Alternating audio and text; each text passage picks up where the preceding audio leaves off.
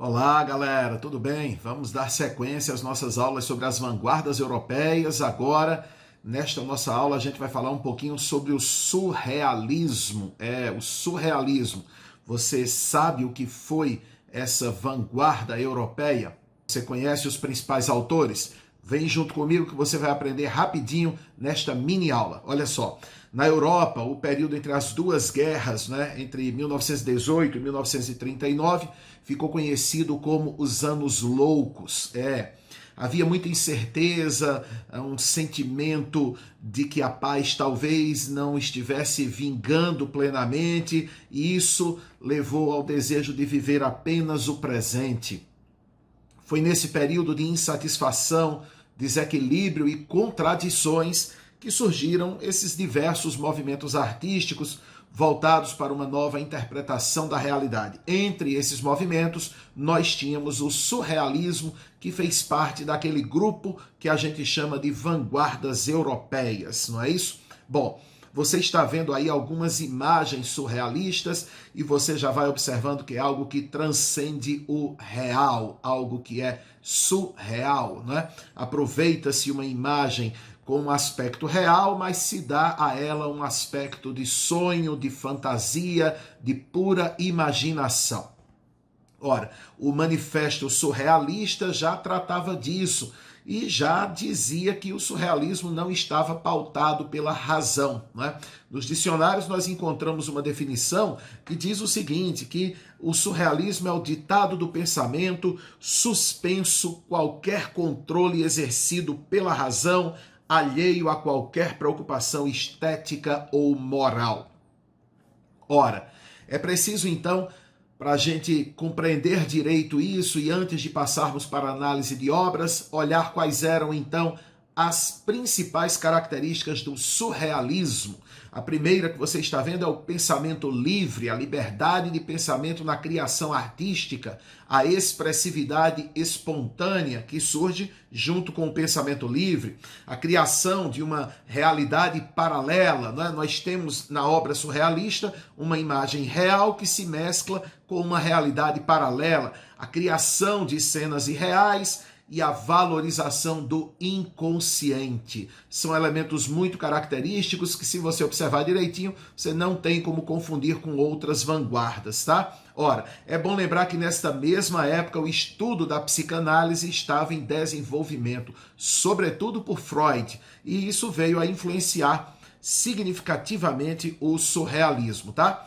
Bom, a gente agora vai passar a analisar algumas obras de dois grandes pintores, dois grandes artistas do surrealismo, René Magritte e o Salvador Dalí, tá certo? Vamos primeiro para uma obra do Magritte. Ele parece nessa obra aí contradizer a realidade, não é? Essa obra do Magritte, quando ele escreve isto não é um cachimbo, isto não é um cachimbo, o que é que ele está querendo dizer, né? Veja, ao mesmo tempo em que ele mostra um cachimbo, ele nega a existência de um cachimbo, não é? Mostrando que um objeto não deve ser confundido com algo tangível e real, que a imagem, na verdade, do objeto não deve ser confundida. É uma das mais famosas imagens desse pintor, né? Este quadro busca questionar conceitos de definição e de representação. Então, essa obra, A Traição das Imagens, trata de tudo isso, né? Vamos para a próxima imagem, olha só. Essa agora se chama O Espelho Falso, o Espelho Falso. E o que é que a gente poderia dizer sobre essa pintura? Primeiro que nessa pintura não é um espelho que se limita a reproduzir as aparências, né? Não se trata de um espelho da realidade. É preciso você ir além daquilo que se esconde, né? O olho humano aparece superdimensionado e ao invés de proporcionar uma visão do que está por dentro da alma do homem, ele reflete o que está fora, um céu com nuvens, tá? Outra constante na obra do Magritte é essa inversão ou fusão das visões de interior e exterior, o que está dentro e o que está fora. Essa obra também é conhecida como Falsa Janela, pela tradução, tá?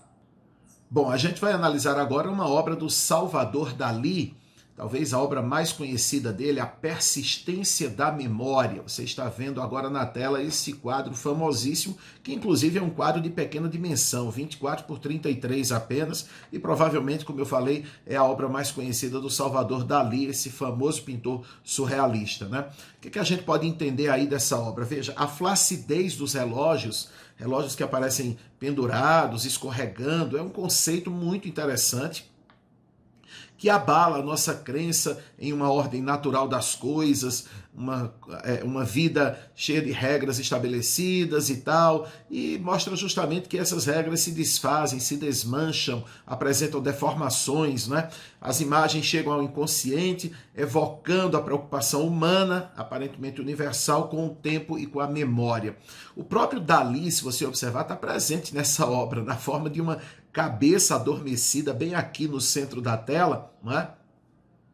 É um autorretrato caricaturado, bem no centro mesmo, coberto por um relógio derretido também, né? Os cílios sugerem um grande olho fechado em estado de contemplação do sono e da morte, né?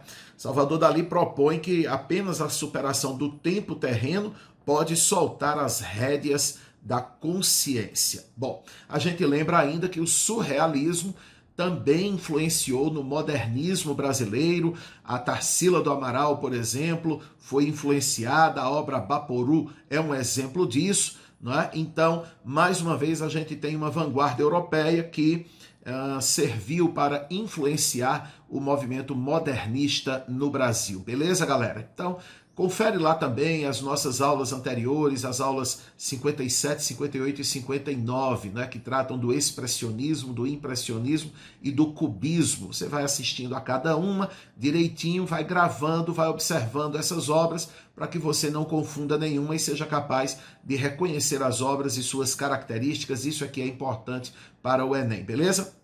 Tamo junto, galera. Grande abraço e até a próxima aula.